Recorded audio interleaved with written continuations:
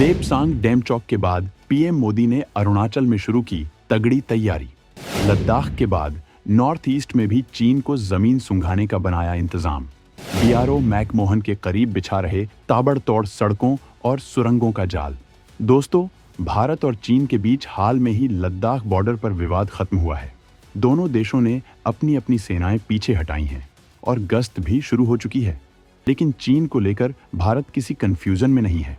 भारत का मौजूदा नेतृत्व पहले के नेताओं की तरह आंख मूंद कर हिंदी चीनी भाई भाई का नारा लगाने में यकीन नहीं रखता है। वो केवल तर्कों और तथ्यों की कसौटी पर यकीन करता है। पहले के नेता सामने वाले पक्ष से दुश्मनी खत्म करने के लिए बिना उसकी मर्जी के उसे भाई बनाने में यकीन रखते थे। वो भारत के अंदर और बाहर दोनों जगह इस एक तरफा नीति पर काम कर रहे थे, जिसके भयंकर नतीजे देश को भुगतने पड़े।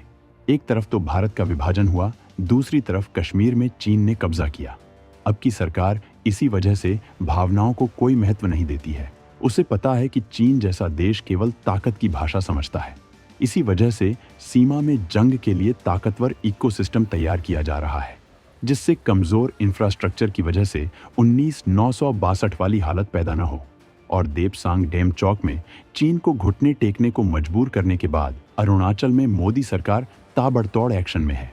चीन अरुणाचल पर दावा करता है और सीमा में लगातार तैयारियां कर रहा है, जिसके जवाब में भारत सरकार ने 40,000 करोड़ का बजट केवल सड़कों के लिए दिया है। ये प्रोजेक्ट 2027 तक पूरा हो जाएगा। हाइपरसोनिक ताकत से लैस भारत की इन तैयारियों से दुश्मन चीन का हलक सूख रहा है। तो आइए जानते हैं कि भारत लद्दाख के बाद अरुणाचल में कैसे दुश्मन चीन को पस्त करने वाला है और किन किन परियोजनाओं के लिए भयंकर बजट दिया गया है। तिब्बत पर कब्जे के बाद से भारत के नॉर्थ ईस्ट इलाके में चीन की है नजर। पहले की सरकारें बनी रहीं खामोश। 2014 के बाद पीएम मोदी ने पलट दिया गेम। इस वीडियो में सबसे पहले हम आपको बताएंगे कि अरुणाचल पर दुश्मन चीन क्या दावा करता है और पहले की सरकारें इसका जवाब क्यों नहीं दे रही थी। इसके बाद हम आपको ये भी बताएंगे कि मौजूदा सरकार लद्दाख में चीन को सरेंडर कराने के बाद कैसे नॉर्थ ईस्ट में दुश्मन को पस्त करने पर जुट गई है। दरअसल चीन भारत से भी बाद में आजाद हुआ। चीन में लोकतंत्र नहीं, कम्युनिस्ट नीति चलती है, जिसकी वजह से इस देश के नेताओं को बड़ी ताकत मिलती रही। सरकार में कब्जा जमाने के बाद कम्युनिस्टों ने अपनी सत्ता का विस्तार करना शुरू किया और दुनिया के विशाल बौद्ध देश तिब्बत पर कब्जा कर लिया। तिब्बत एक बेहद विशाल राष्ट्र था। कभी भारत के राजाओं का इस इलाके पर कंट्रोल हुआ करता था। सम्राट ललितादित्य ने इस पर अपने बाहुबल से कब्जा किया था।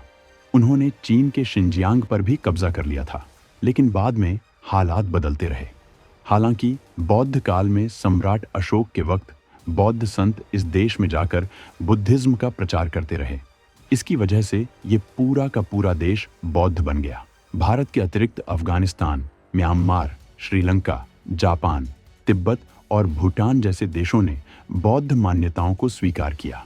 शंकराचार्य ने बौद्ध मत का खंडन करके सनातन संस्कृति को फिर से स्थापित किया, जिसकी वजह से भारत में आज बौद्ध मान्यता सीमित हो चुकी है। कुछ हिंदू विरोधियों के द्वारा अब इस मत का इस्तेमाल गलत तरीके से किया जा रहा है। बौद्ध मत में दलाई लामा को भगवान की तरह माना जाता है।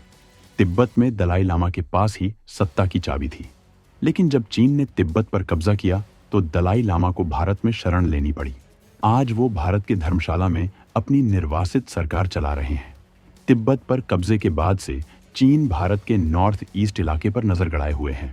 वो इतिहास को तोड़ मरोड़ कर नॉर्थ ईस्ट में अरुणाचल को अपना हिस्सा बताता है। वो भारत के इस राज्य का नाम भी बदल चुका है। वो भारत के भीतर के कई इलाकों को नया नाम दे चुका है। वो इस इलाके में कब्जे के लिए सीमा में एक्टिव हो गया है। लगातार निर्माण कार्य कर रहा है। सीमा में सड़कों पुलों का जाल बिछा चुका है। भारतीय सीमा के करीब नए गांव बसा रहा है। पिछली सरकारें इसके खिलाफ चुप्पी साधे रहती थीं और उनका तर्क था कि अगर भारत सीमा में निर्माण करेगा तो चीन ही इसका फायदा उठा लेगा। लेकिन भारत की मौजूदा सरकार ने चीन को मजबूती से जवाब देना शुरू कर दिया है।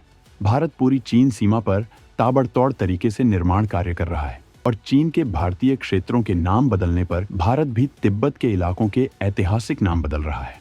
सीमा में ताबड़तोड़ तैनाती करके रखा है और सीमा में गांवों को मजबूत बनाया जा रहा है। इन्हें तमाम सुविधाओं से लैस किया जा रहा है।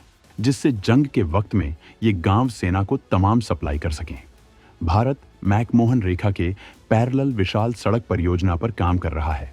40,000 करोड़ की लागत से तैयार किया जा रहा अरुणाचल फ्रंटियर राजमार्ग LIC से केवल 20 किलोमीटर की दूरी पर हो रहा इस विशाल सड़क का निर्माण। भारत सरकार चीन से हर हालत में निपटने की तैयारी कर रही है। सड़क न होने पर सेनाओं को तमाम दिक्कतों का सामना करना पड़ता है। इससे दुश्मनों को मदद मिल जाती है। 1962 की जंग में भारतीय सेना ताकतवर होते हुए भी जंग में बढ़त नहीं बना पाई थी, क्योंकि लद्दाख इलाके में भौगोलिक हालत बिल्कुल विपरीत थे। उस वक्त सीमा पर कोई इंफ्रास्ट्रक्चर नहीं था। भारतीय सेना के जवान कंधों पर भारी हथियार खींच रहे थे और दुश्मनों से जंग कर रहे थे।